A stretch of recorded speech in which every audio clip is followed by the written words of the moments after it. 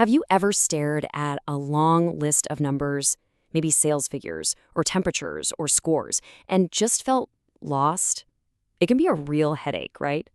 Well, today we're going to dive into a super powerful tool in Python called the Pandas Series.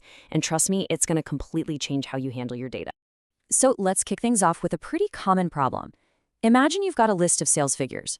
They're just numbers, sitting there. How do you know which number belongs to which store or which product? How can you attach meaningful labels to your data instead of just, row 0, row 1, row 2? That's the big question we're going to tackle. And the answer to that question is the Pandas series. Honestly, you can just think of it as a supercharged Python list. It's the fundamental building block that lets you give each and every piece of your data a custom label, making your data finally start to make sense. Okay, so what is a Pandas series officially? The definition says it's a one-dimensional labeled array. One-dimensional is just a fancy way of saying it's a single column of data, like in a spreadsheet. The magic word here is labeled. That's our custom labels. And homogeneous? That just means all the items inside are the same type, like they're all numbers or all text.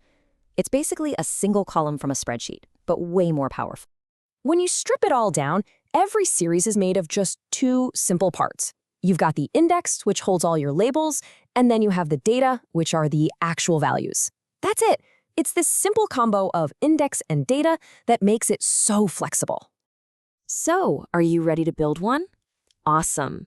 The very first thing you have to do, every single time, is import the Pandas library. Think of it like unlocking your toolkit before you can start working. You're going to type this exact line of code, import pandas as PD, at the start of pretty much every data project you ever do. Now, you might be wondering why as PD? Well, PD is just a nickname, an alias. It's the standard convention everyone uses. It makes your code shorter, cleaner, and when another programmer sees PD, they instantly know you're working with pandas. All right, let's get to the fun part, actually creating our first series. And we're going to start with something you probably already know and love, a simple Python list. The process is incredibly easy. First, you just make a normal list with your data. Second, you hand that list over to the pd.series function. And third, you just take a look at what it spits out. Let's see exactly how that works. And here's the magic in action. On the left, you've got the simple Python code. On the right is the result. See those numbers on the far left? 0, 1, 2, 3? Pandas just added those for us automatically. That's the default index it creates when we don't give it any specific labels. Which, of course, brings us right back to our original problem, doesn't it? I mean, that default index is fine, but it doesn't really tell us anything. What if those numbers are sales from store A, store B, and store C? How do we attach those more meaningful labels? This is where a Pandas series really starts to shine. You can create your very own custom index. This is how you give your data context and make it instantly understandable, not just for other people, but for you, when you look at your code 6 months from now. I absolutely love this metaphor.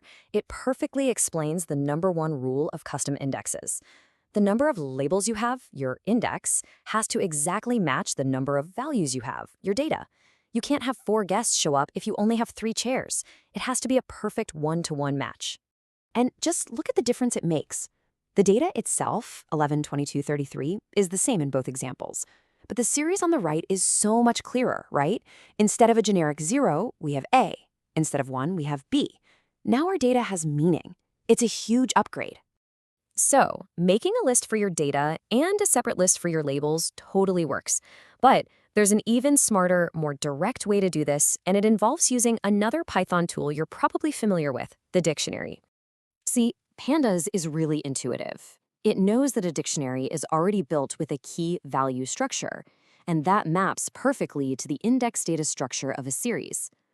So it does all the hard work for you, automatically turning the dictionary keys into the index and the values into the data.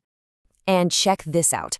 On the left, we've got a dictionary where the keys are our store names, A, B, C, and the values are the sales numbers. We just feed that one dictionary into pd.series and boom, look at the results on the right, a perfectly labeled series created in one clean, super readable step. All right, so let's do a quick recap. What are the big things to remember? First, a Pandas series is your best friend for labeled single-column data. Second, always start with import pandas as PD. Third, you can build a series from a list and then add your labels, but an even slicker way is to just use a dictionary from the start. And finally, don't forget that golden rule. You need one label for every piece of data. So I'll leave you with this question. Now you have this fundamental tool for organizing data with real, meaningful labels. So think about it. Monthly rainfall, your favorite songs links, product reviews, your personal budget. What data in your world could be better understood if you put it into a powerful labeled Pandas series? Thanks for joining me.